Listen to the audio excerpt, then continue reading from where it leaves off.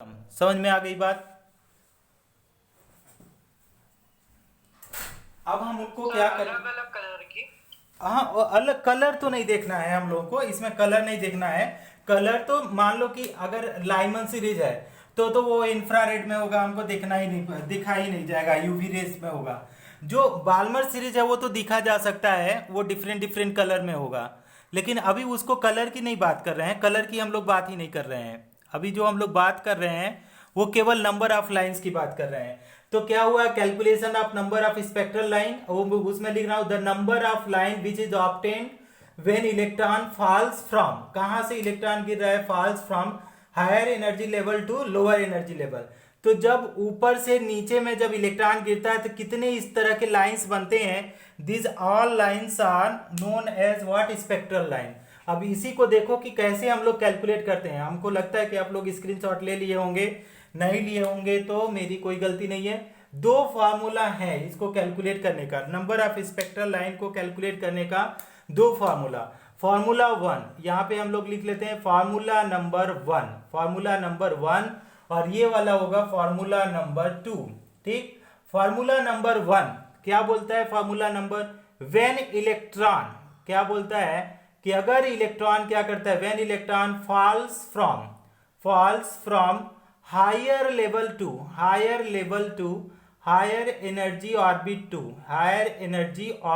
To orbit to क्या है, ground state. ठीक है, अगर वो गिरता है ग्राउंड स्टेट में गिरता है, हायर का तो कुछ भी हो सकता है, लेकिन जब वो नीचे गिरे तो ग्राउंड स्टेट में गिरे, तो ग्राउंड स्टेट में मतलब n इक्वल टू 1 में अगर गिरे तो उसके लिए फार्मूला क्या होता है। तो उसके लिए अगर फार्मूला आप लोग लिखना चाहें तो number of lines, number of हम लिख देते हैं spectral line, number of spectral lines क्या कर सकते हैं, इक्वल टू क्या हो जाएगा, n2 माइनस n1। ठीक, एक ब्रैकेट में, दूसरे ब्रैकेट में n2 माइनस n1 प्लस 1, और टोटल को डिवाइड कर दीजिए 2 से, तो ये आ जाएगा number of spectral line.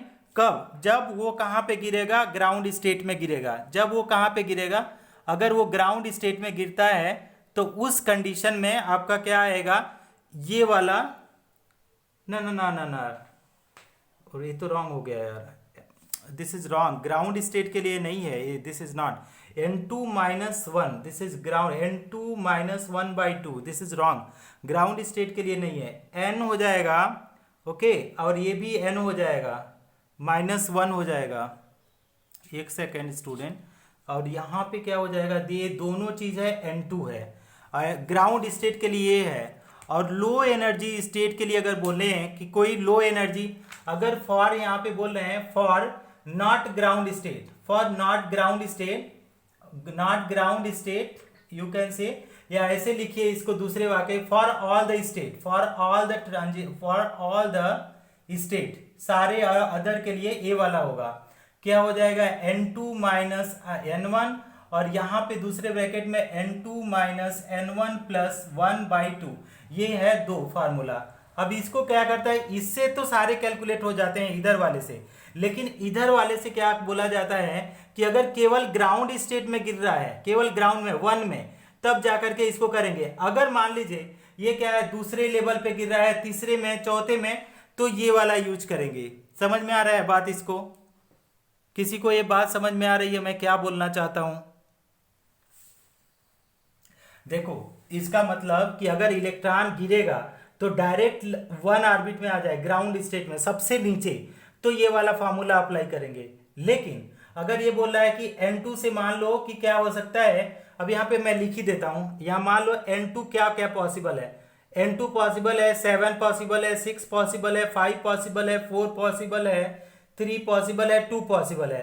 n1 कोई बताएगा कौन क्या पॉसिबल है इस केस में, n1 क्या पॉसिबल है इस वाले फॉर्म, 1 पॉसिबल है। ये क्या हो जाएगा, ऑलवेज क्या हो जाएगा, फिक्स हो जाएगा, ऑलवेज क्या है, ये फिक्स हो जाएगा, ध्यान से समझना। अच्छा, अब यहां पे देखो, अब अगर हम लोग बात करें n2, तो n2 की बात करें तो कुछ भी पॉसिबल है, क्या है, अगर मान लीजिए n2 6 है, मान लो n2 7 है, तो ये n1 क्या हो सकता है, कुछ भी हो सकता है, कुछ भी 7 को छोड़ करके 6 में भी जा सकता है, 5 में भी जा सकता है, 4 में भी जा सकता है, 3 में भी जा सकता है, 2 में भी और 1 में। तो अगर फॉल ऑल द स्टेट, अगर मतलब ऑल द स्टेट में क्या हो सकता है कि हाई टू ऐसे भी लिख सकते हैं, है ना। कहाँ अगर और डिटेल में लिखे वेन फॉल, अगर हम इसको लिख देते हैं और अच्छे से, अगर नहीं समझ में आ रहा है, when fall from high to high energy state to any low energy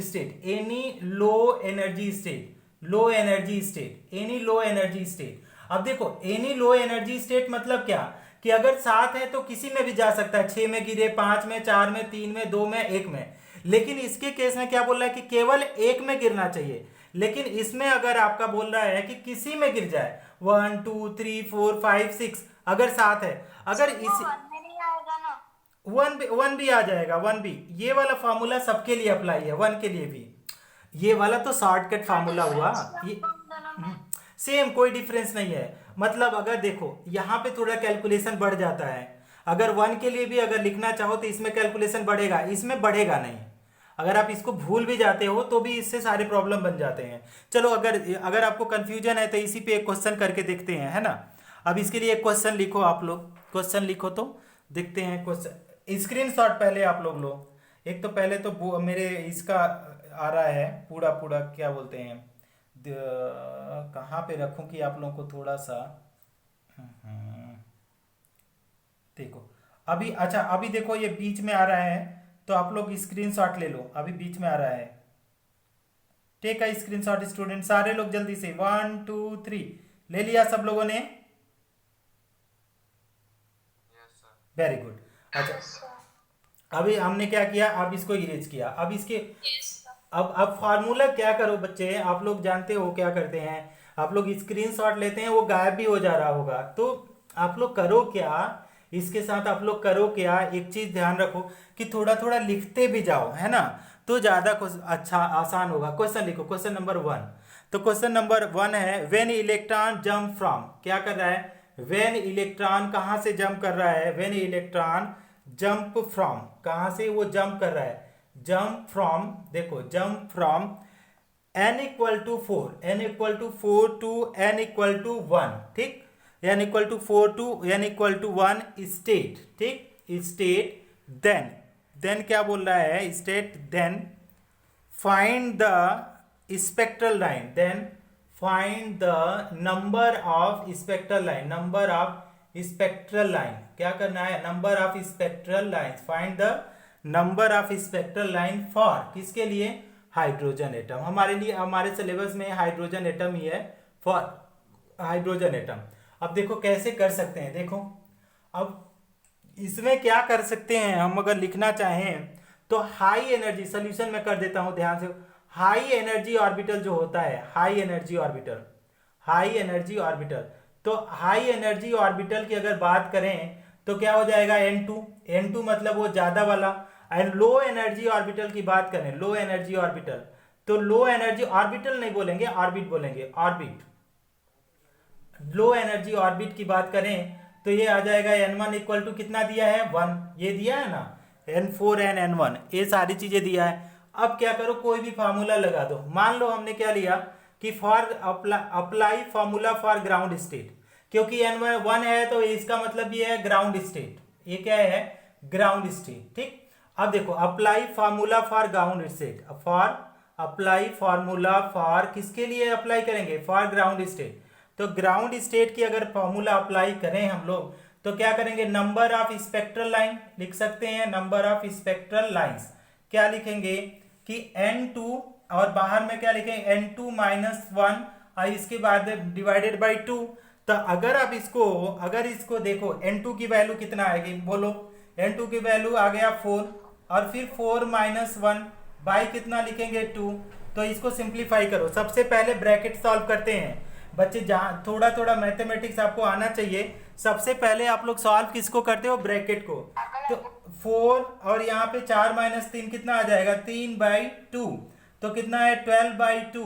तो नंबर ऑफ स्पेक्ट्रल लाइन कितना हो जाएगा, 3 lines, 6 line. Very good Kunal, very good. तो कितना स्पेक्ट्रल लाइन हो गया 6। देयरफॉर हम लोग लिख सकते हैं कि नंबर ऑफ स्पेक्ट्रल लाइन जो हुआ 6। वेरी गुड, सारे लोग बहुत अच्छा आंसर किए। नंबर ऑफ स्पेक्ट्रल लाइंस कितने हो गए, ये हो गए 6। ठीक, अब इसको क्या करते हैं, ओके स्नेहा प्रियांशु सबका सही है, सबका सही है बेटा, बहुत अच्छा बहुत अच्छा, आप लोग एफर्ट अच्छा लगा रहे हो। अनीशा ओके, भीमते जो भी, जब सबका नाम अभी नहीं पढ़ सकते हैं, ये हो गया। अच्छा एक स्क्रीनशॉट ले लो आप लोग, ठीक है स्क्रीनशॉट, तो आप लोग सारे लोग एक स्क्रीनशॉट लीजिए। तो इसके ऊपर क्या करते हैं, दूसरा वाला फार्मूला अप्लाई करना चाहते हैं, सारे लोग स्क्रीनशॉट लीजिए। ले लिया, ले लिया, वेरी गुड। अब इसको क्या करो, हाँ वेरी गुड, अब इसके लिए क्या करो, नॉर्मल फार्मूला अप्लाई करो। अप्लाई जो दूसरा वाला फार्मूला था, अब फॉर ऑल केस क्या कर सकते हैं, apply formula for all case, apply formula of all case, formula of all case, जो सबके ऊपर अप्लाई होता है वो फार्मूला अगर अप्लाई करें तो देखिए क्या हो जाएगा। नंबर ऑफ लाइन से कर लिखना चाहे, स्पेक्ट्रल लाइंस की बात करें तो हमने बताया था n2 माइनस n1, और फिर यहाँ पे क्या था दूसरे ब्रैकेट में n2 minus n1 plus 1 by कितना था आपका 2। अब इसमें वैल्यूज को पुट करते जाओ, n2 के वैल्यू 4, n1 की वैल्यू 1, दूसरे ब्रैकेट में क्या है n2 की वैल्यू आपका फिर से 4 आएगा, n1 की वैल्यू 1 और प्लस 1 फार्मूला से आएगा, डिवाइडेड बाय देखो कितना आ रहा है 2। अब देखो क्या आ जाएगा कि 4 माइनस 1 कितना आ जाएगा 3, एक ब्रैकेट में आपका 3 आएगा, दूसरे ब्रैकेट में देखो ये प्लस और ये माइनस, एक एक कट गया तो दूसरे ब्रैकेट में 4 बाई 2, तो इसके कितना आ जाएगा 12 बाई 2, कितना आ गया लाइन 6 स्पेक्ट्रल लाइन। तो number of line spectral line की बात करें तो इस केस में भी आपका कितना आएगा 6 आएगा। नंबर ऑफ स्पेक्ट्रल लाइंस की बात करें इज इक्वल टू 6 आएगा, तो ये आपको इजीली समझ में आ गया होगा। नंबर ऑफ स्पेक्ट्रल लाइन 6 आ गया। इरेज कर दूं, जिसको किसी को स्क्रीनशॉट लेना है तो ले लो, ओके। अच्छा इसके ऊपर कुछ और क्वेश्चन लिखो, इरेज कर रहा हूं मैं।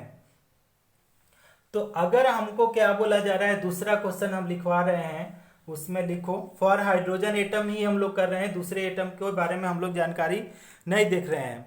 तो determine the maximum light when electron came from n equal to 6 to n equal to 2।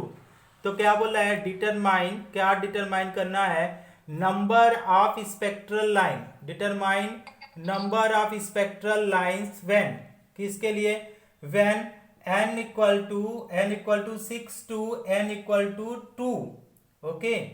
For किसके लिए, फॉर हाइड्रोजन एटम की बात कर रहा है, हाइड्रोजन एटम की केस में, हाइड्रोजन एटम।